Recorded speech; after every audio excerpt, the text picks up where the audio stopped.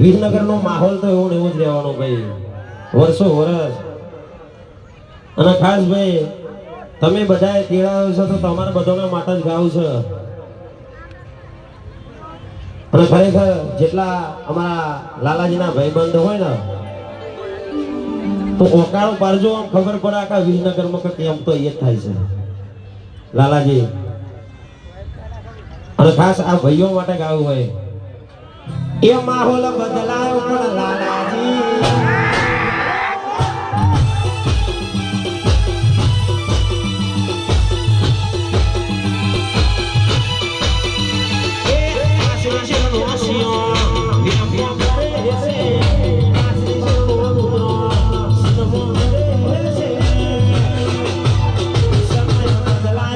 વિરનગર એનું એ જ